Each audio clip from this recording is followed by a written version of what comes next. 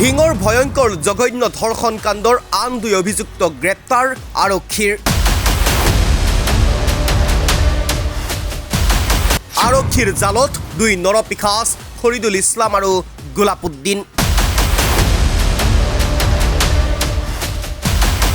নগাঁও সদৰ আৰক্ষী থানাত আত্মসমৰ্পণ কৰে ফৰিদুল ইছলাম আৰু গোলাপুদ্দিনে।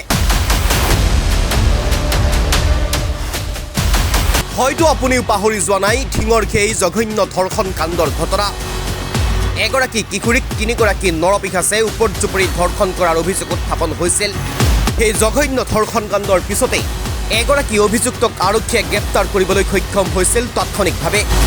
আৰু সেইগৰাকী অভিযুক্তই আৰক্ষীৰ জিম্মাৰ পৰা পলাবলৈ চেষ্টা কৰোঁতেই পুখুৰীত পৰি মৃত্যু হৈছিল। লগে লগে দুগৰাকী অভিযুক্তক বিচাৰি আৰক্ষীয়ে তদন্ত আৰম্ভ কৰিছিল। দুয়োগৰাকী অভিযুক্তই আত্মগোপন কৰি আছিল। ইতিমধ্যে নগাঁও সদৰ আৰক্ষী থানাত আত্মসমৰ্পণ কৰে দুই অভিযুক্ত ফৰিদুল ইছলাম আৰু গোলাপুদ্দিনে। উল্লেখ্য যে ঢিঙৰ ভয়ংকৰ জঘন্য ধৰ্ষণ কাণ্ডৰ পিছতেই দুয়োগৰাকী পলাতক অৱস্থাত আছিল। বিগত 15 দিনে আৰক্ষীৰ চকুত ধূলি দি ফৰিদুল ইছলাম আৰু গোলাপুদ্দিনে আত্মগোপন কৰি আছিল। নাগালেণ্ডৰ ডিমাপুৰত এগৰাকী অভিযুক্তই আত্মগোপন কৰি থকাৰ বিপৰীতে আনগৰাকী অভিযুক্তই আত্মগোপন কৰি খবৰ আহিছিল হোজাইৰ মোৰাজাৰত। আৰক্ষীয়ে অভিযান চলাইছিল যদিও দুয়োগৰাকী অভিযুক্তকেই গ্ৰেপ্তাৰ কৰিবলৈ সক্ষম হোৱা নাছিল।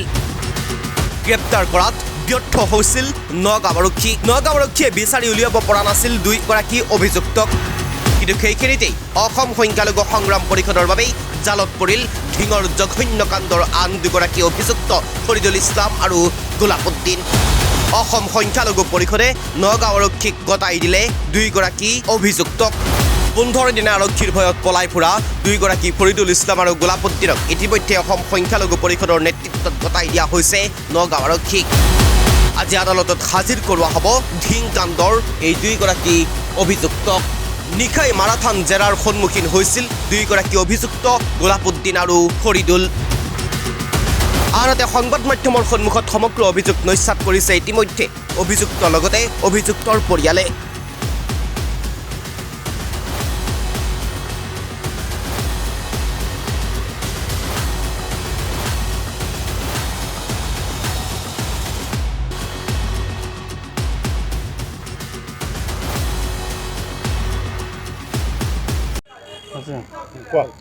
ঢিঙৰ যিটো নাৰকীয় ঘটনা সংঘটিত হৈছিল আৰু তাৰ লগতে আমি সংখ্যালঘু সংগ্ৰাম পৰিষদ আৰু বিভিন্ন জাতীয় দল সংগঠনে এই ছোৱালীজনীৰ ন্যায় বিচাৰি সকলোৱে ৰাজপথত ওলাই আহিছিল। একে বাক্যৰে সকলোৱে ধিক্ষাৰ আৰু গৰিহণা জনাইছিল।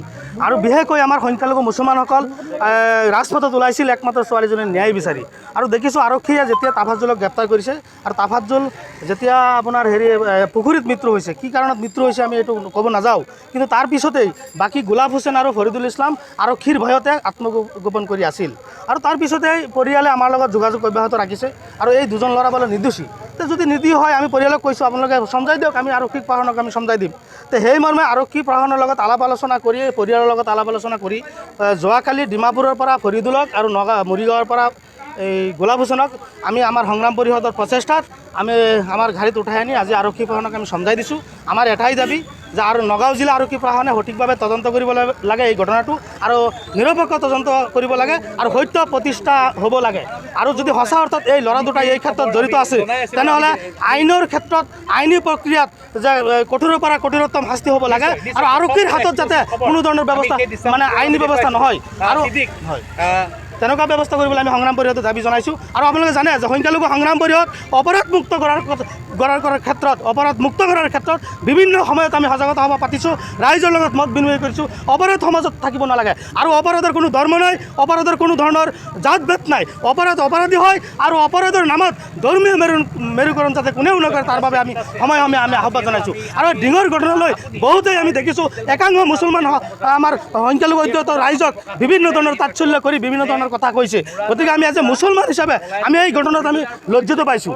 সেইকাৰণে আমি এই পদক্ষেপ লৈছোঁ যাতে আইনী ব্যৱস্থা হয়, যদি সঁচা অৰ্থত তেওঁলোক দুই হয় আৰক্ষীয়ে তদন্তৰ ভিত্তিত আৰু আদালতত যাতে এনেকুৱা শাস্তি হয় যি শাস্তিৰ জৰিয়তে কোনোদিন আৰু এনেকুৱা ঘটনা সংঘটিত নহয়। আৰু যদি সঁচা অৰ্থত এই ল'ৰা দুটা যদি দোষী নহয়, আমি আৰক্ষী প্ৰশাসনক আমি আহ্বান জনাইছোঁ ল'ৰা দুটাৰ ভৱিষ্যত যাতে নষ্ট নহয়, তেওঁলোকৰ ল'ৰা ছোৱালী আছে, মাক দেউতাক আছে, পৰিয়াল আছে, তেনেকুৱা ঘটনা যাতে সংঘটিত নহয়, যি ঘটনাকাৰে একাংশই বাহ ল'ব আৰু একাংশৰ পৰিয়াল বৰবাদ হ'ব আৰু কিছুমানৰ চকুৰ পৰা চকুৰ পানী হ'ব।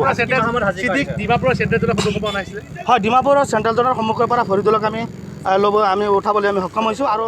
আৰু আমি বেয়া কামক কেতিয়াও সংখ্যালঘু সংগ্ৰাম পৰিষদে প্ৰশ্ৰয় নিদিওঁ।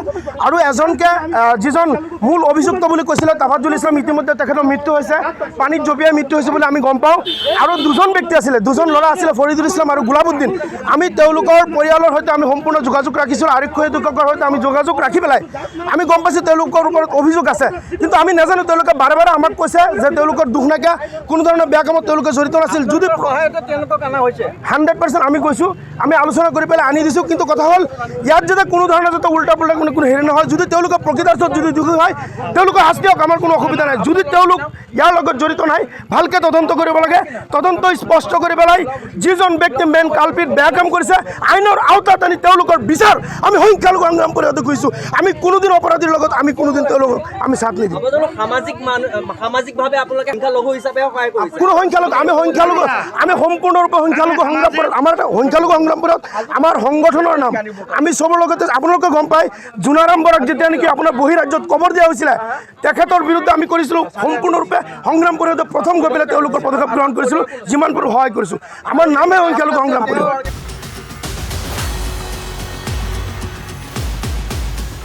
নিউজ ডেস্ক, ডিজি লাইভ এনি।